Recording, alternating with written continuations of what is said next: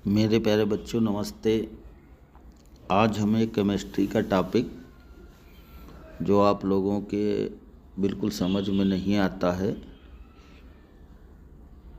उसको जो है एक बहुत ही सरल शब्दों में समझना चाहेंगे।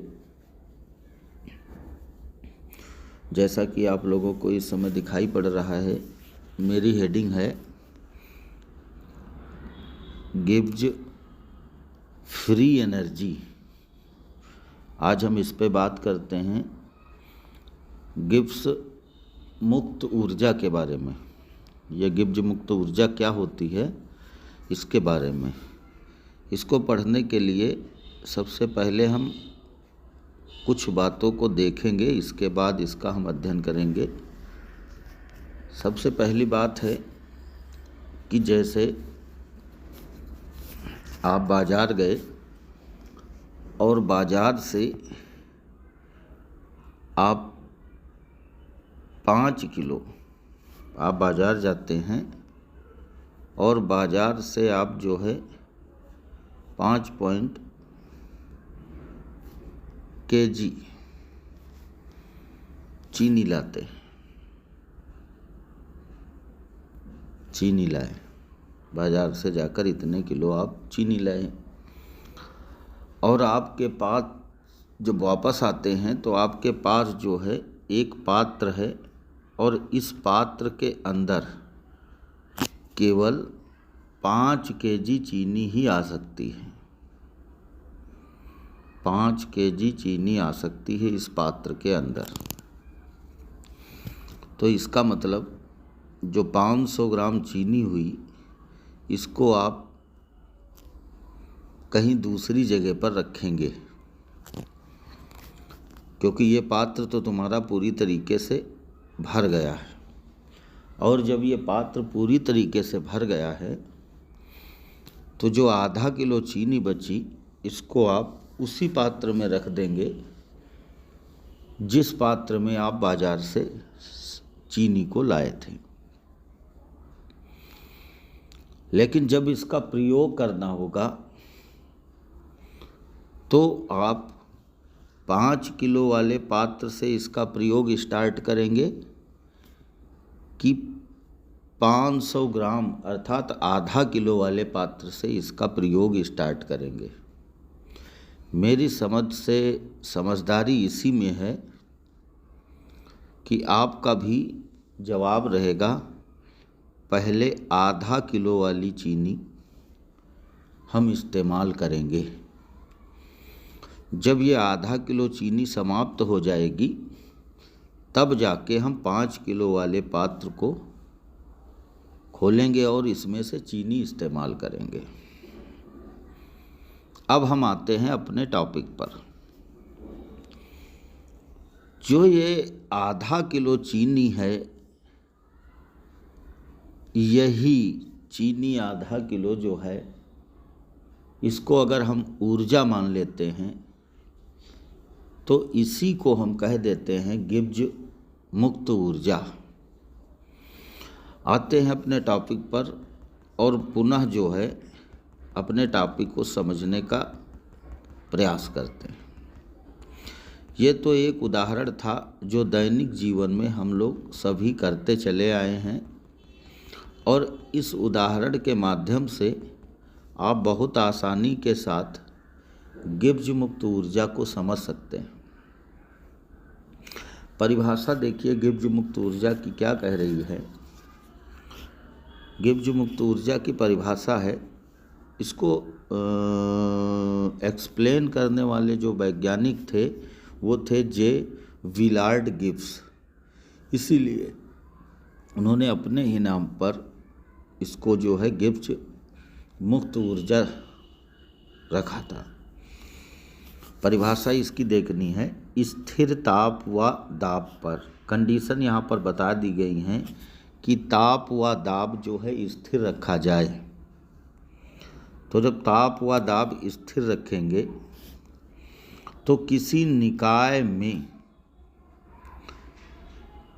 प्रक्रम मतलब जो निकाय कार्य कर रहा है उसका प्रोसेस के दौरान ऊर्जा की वह उपलब्ध मात्रा जिसे उपयोग या अधिकतम कार्य में बदला जाता है। ये बात मैं अभी कर रहा था कि जिसका उपयोग कर लिया जाए, एक ऐसी ऊर्जा जब किसी सिस्टम में, किसी निकाय में प्रोसेसिंग हो रही हो, तो उस समय एक ऐसी ऊर्जा जिसका हम उपयोग कर लेते हैं या उससे हम ज़्यादा से ज़्यादा कार्य कर लेते हैं, ऐसी ऊर्जा को ही हम गिब्स मुक्त ऊर्जा कहते हैं। सीधी बात है, जो 5 किलो चीनी हुई वो स्टोरेज है, लेकिन जो आधा किलो चीनी हुई वो सबसे पहले हम उपयोग कर रहे हैं। तो यही ऊर्जा जो हुई, इसी को हम गिब्स फ्री एनर्जी के नाम से जानते हैं। बहुत ही सिंपल भाषा में इस बात को आपने समझा है। अब जी, एच और एस में संबंध क्या है, इसकी मैं बात करता हूँ। तो जी, एच और एस के अंदर संबंध देखते हैं कि जी बराबर H minus capital T S होता है। तो यहाँ पर कैपिटल टी जो होता है, ये तो अभी आपने लिख दिया स्थिर है। तो इसलिए अगर जी, एच और एस में परिवर्तन कर दिया जाए तो delta G equal to delta H minus T into delta S, ये एक समीकरण आती है और इसी समीकरण को हम गिब्स मुक्त फ्री एनर्जी समीकरण के नाम से जानते हैं, जहाँ पर जी बराबर गिब्स ऊर्जा होती है। जी का मान है गिब्स ऊर्जा तथा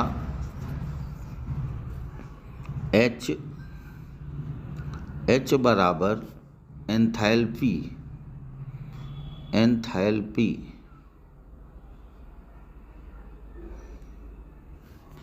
व एस बराबर entropy.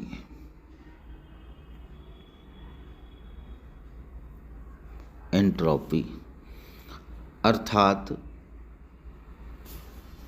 Delta G equal to delta H minus T delta S. इस बात को हम गिब्स मुक्त ऊर्जा कहेंगे। मेरी समझ से ये आपको आसानी से याद हो चुका होगा। फिर से एक बार पुनः हम इस समीकरण को लिखकर समझा देते हैं। यहाँ पर जो आपको समीकरण प्राप्त हुई थी वो समीकरण थी delta G equal to delta H minus T delta S. यहाँ पर डेल्टा जी ये परिवर्तित है, परिवर्तन का निशान होता है डेल्टा। तो यहाँ पर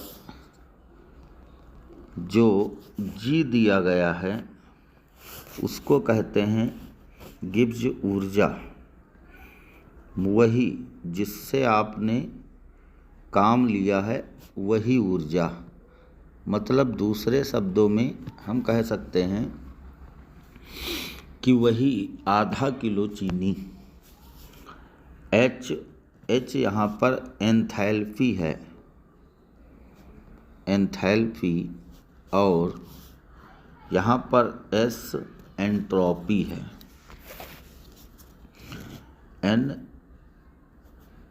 एंट्रोपी। तो सभी को ये बात समझ में आ गई होगी। आते हैं अगले टॉपिक पर, हम लोग चलते हैं। अगला टॉपिक है अपना नट्स समीकरण। ये भी बच्चों को कुछ जो है कठिन लगती है, तो आज हम इस पर बातचीत कर लेते हैं। नट्स समीकरण किसे कहते हैं, इसके बारे में विचार करेंगे। बहुत ही आसान है, लेकिन जो है इसको समझने के लिए थोड़ी सावधानी की आवश्यकता है। नट्स समीकरण क्या होती है देखते हैं कि किसी ताप को हमने यहाँ पर कैपिटल T माना है। किसी ताप पर धातु इलेक्ट्रोड, यहाँ पर धातु इलेक्ट्रोड ये बात लिखी गई है, जैसे आप लिखते हो Cu और Cu++। यहाँ पर लिखा है, किसी भी धातु के लिए लिखा है तो M/M+, मतलब जिस धातु का इलेक्ट्रोड लगा है हम उसकी बात करते हैं कि किसी ताप पर धातु इलेक्ट्रोड M/M+ के विभव का मानक इलेक्ट्रोड विभव, मानक इलेक्ट्रोड पढ़ चुके हैं आप, उसका विभव, इसको हम E0 से प्रदर्शित कर लेते हैं। और विलयन में धातु आयनों की सांद्रता, विलयन के अंदर जो विद्युत अपघट्य भरा हुआ है सेल के अंदर, उसके धातु आयनों की सांद्रता, जिसको हम कैपिटल M और N+ के नाम से यहाँ पर जान लिया, धातु आयनों की सांद्रता के बीच में जो संबंध होता है, इसी को हम नट्स समीकरण कहते हैं। अब यहाँ पर हम देखते हैं कि E=E0 - 2.303 RT अपान NF log 1/mn+ कंसंट्रेशन, ये सांद्रता का निशान है। इस समीकरण को हम याद कर लेंगे और यही समीकरण नट्स समीकरण है। अब जहाँ पर E आप सभी लोग जानते हैं, E का मान जो है क्या था, ये धातु इलेक्ट्रोड M+ के विभव को प्रदर्शित करता है। तो E धातु इलेक्ट्रोड का विभव हो जाएगा R को सभी लोग जानते हैं, कैपिटल R क्या होता है, कैपिटल R = गैस नियतांक, सभी पढ़ चुके हैं, गैस नियतांक।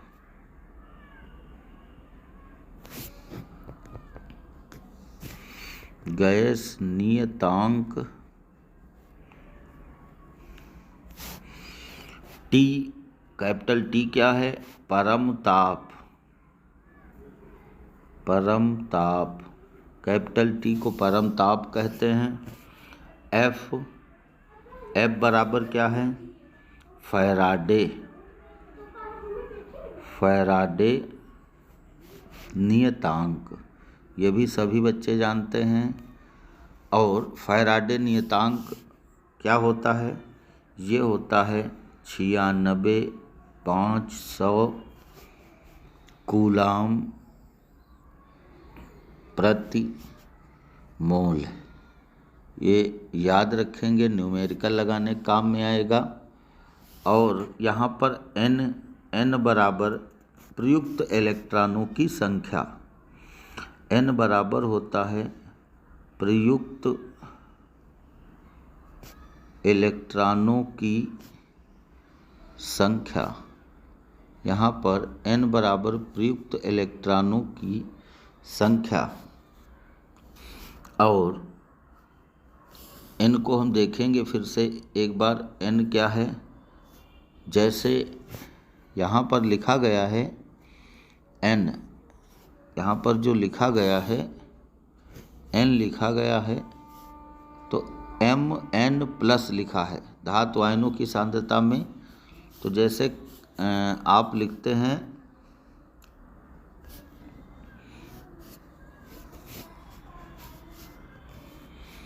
कापर, जैसे कापर से कापर प्लस आयन बनने के लिए, कापर प्लस आयन बनने के लिए 2 इलेक्ट्रॉन जो है निकलते हैं।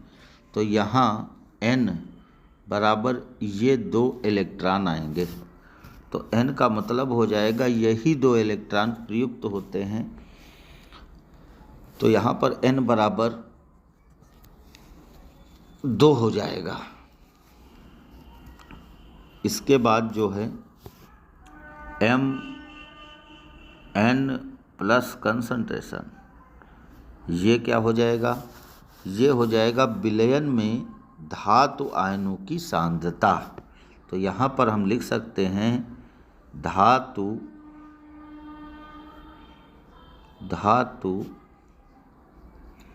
आयनों की सांद्रता। तो ये जो समीकरण तुमको प्राप्त हुई, ये समीकरण नर्स समीकरण कहलाती है। तो मेरी समझ से ये बात आप लोगों को समझ में आ गई होगी।